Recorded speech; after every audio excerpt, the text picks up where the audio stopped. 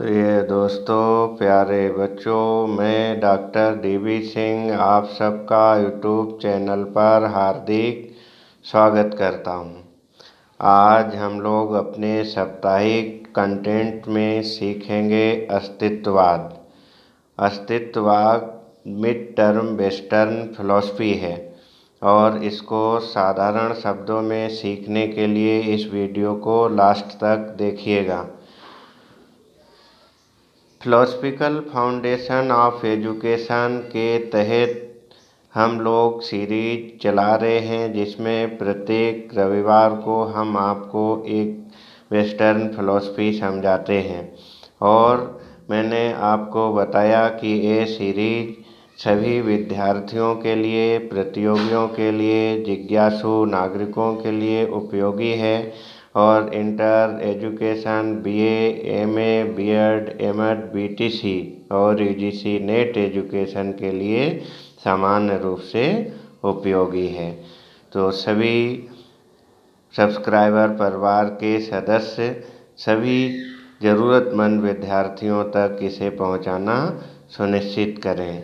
और यदि आप चैनल पर नए हैं तो चैनल को सब्सक्राइब और लाइक करना ना भूलें। तो चलिए आज हम शुरू करते हैं अस्तित्ववाद, एग्जिस्टेंटलिज्म। तो एग्जिस्टेंटलिज्म मिड टर्म वेस्टर्न फिलॉसफी है और मैंने आपको बताया था philosophical foundation of education western philosophy को 3 भागों में विभाजित किया जाता है: प्राचीन पश्चात दर्शन, मध्यकालीन पश्चात दर्शन और आधुनिक पश्चात दर्शन। प्राचीन पश्चात दर्शन में 4 महत्वपूर्ण दार्शनिक विचारधाराएं हैं। नंबर 1 आदर्शवाद, नंबर 2 यथार्थवाद, नंबर 3 प्रकृतिवाद और नंबर 4 प्रयोजनवाद। तो प्राचीन पश्चात दर्शन की हम चारों विचारधाराएं पढ़ चुके हैं।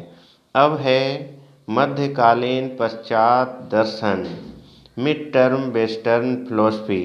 तो मिड वेस्टर्न फिलॉसफी को 2 महत्वपूर्ण भागों में बांटा जाता है। नंबर 1 अस्तित्ववाद और नंबर 2 मार्क्सवाद। तो मिड वेस्टर्न फिलॉसफी की पहली शाखा आज हम लोग पढ़ेंगे अस्तित्ववाद, एग्जिस्टेंटलिज्म।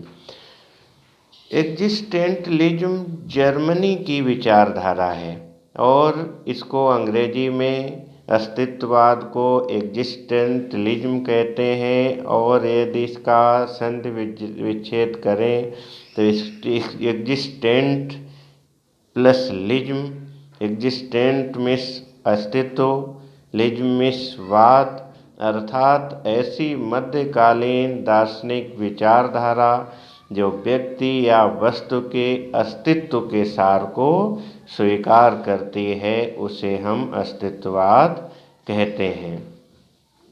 अब अस्तित्ववाद के प्रतिपादक आचार्य कौन थे? तो अस्तित्ववाद के प्रतिपादक आचार्य जर्मनी के सोरेन किकेगार्ड थे। सोरेन किकेगार्ड थे।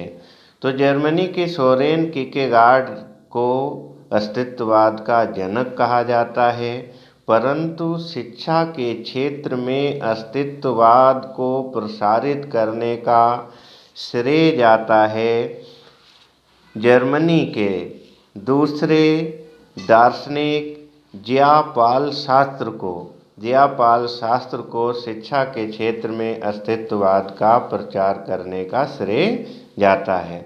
और अस्तित्ववाद को 2 शाखाओं में विभाजित किया जाता है, एक अनीश्वरवादी दार्शनिक, दूसरे ईश्वरवादी दार्शनिक। अनीश्वरवादी शाखा वह है जो अस्तित्ववाद के ऐसे दार्शनिक जो ईश्वर की सत्ता को स्वीकार नहीं करते, तो वो अनीश्वरवादी हैं।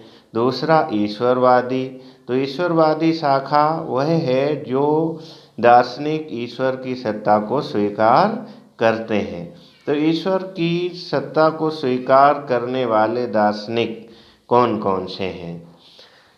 नंबर 1 ईश्वरवादी कार्ल यास्पर, नंबर 2 ईश्वरवादी एडमंड हर्सले, नंबर 3 ईश्वरवादी सोरेन किकेगार्ड। अब हम देखते हैं अनीश्वरवादी संप्रदाय।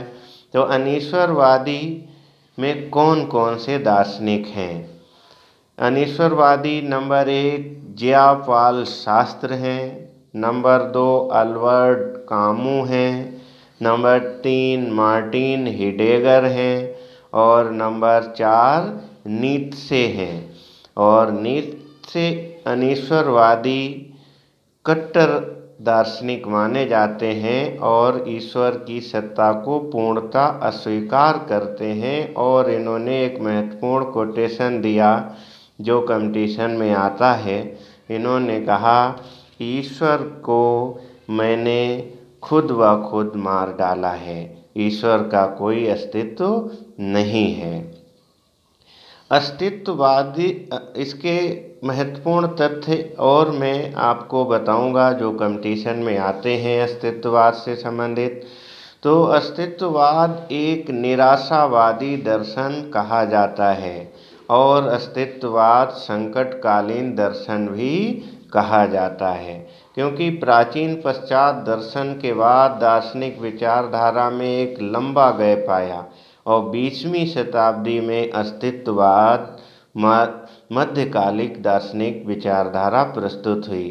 तो इस कारण इसको संकटकालीन दर्शन भी कहा जाता है। अस्तित्ववाद के दार्शनिक निरीश्वरवादी और ईश्वरवादी दो शाखाओं में विभाजित किए जाते हैं। अगला तथ्य है अस्तित्ववाद अस्तित्व से भी अधिक सार अर्थात लक्ष्य को बल देता है। अस्तित्ववाद कहता है कि मेरा अस्तित्व है इसलिए मैं हूँ। यह भी कोटेशन अस्तित्ववाद का इम्पोर्टेंट है। मेरा अस्तित्व है इसलिए मैं हूँ। अब अस्तित्ववाद में हम देखेंगे तत्व मीमांसा, ज्ञान मीमांसा और आचार मीमांसा। तत्व मीमांसा अस्तित्ववाद की, इसमें कहा गया है कि तत्व मीमांसा को अंग्रेजी में मेटाफिजिक्स भी कहते हैं। और मेटाफिजिक्स तत्व मीमांसा कहती है अस्तित्ववाद की मनुष्य असहाय की अवस्था में है और अस्तित्व को सिद्ध करना ही तत्व मीमांसा का उद्देश्य है।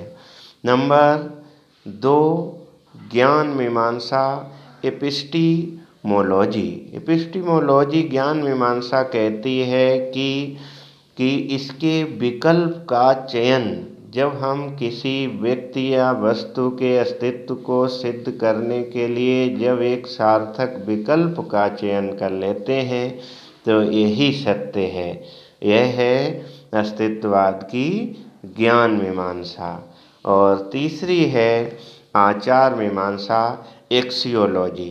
आचार मीमांसा कहती है कि हम इसके विकल्प का चयन कर तो लेते हैं लेकिन अंतिम सत्य अस्तित्व की प्राप्ति का अंतिम निर्णय नहीं ले पाते।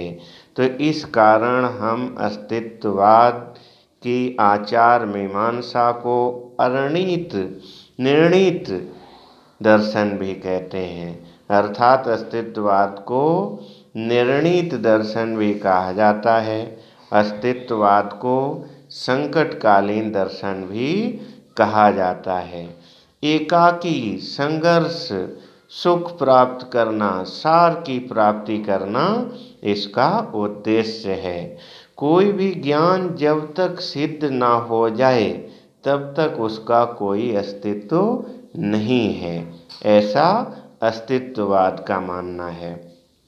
अस्तित्ववाद स्वतंत्रता पर अधिक बल देता है और यह मध्यकालीन दार्शनिक विचारधारा दर्शन के अस्तित्व को बचाने का प्रयास है और अस्तित्व और सार के महत्व को विशेष मान्यता देता है।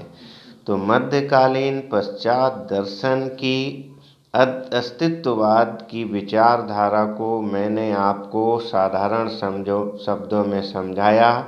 आई होप अस्तित्ववाद मिडटर्म वेस्टर्न फिलॉसफी के महत्वपूर्ण तथ्य आप समझ पाए होंगे। और अगले साप्ताहिक वीडियो में इस सीरीज के अंतर्गत हम अगला दार्शनिक विचारधारा पढ़ेंगे, मार्क्सवाद। तब तक अपना ख्याल रखिए, अपने ज्ञान को निरंतर बढ़ाते रहिए। Okay, take care.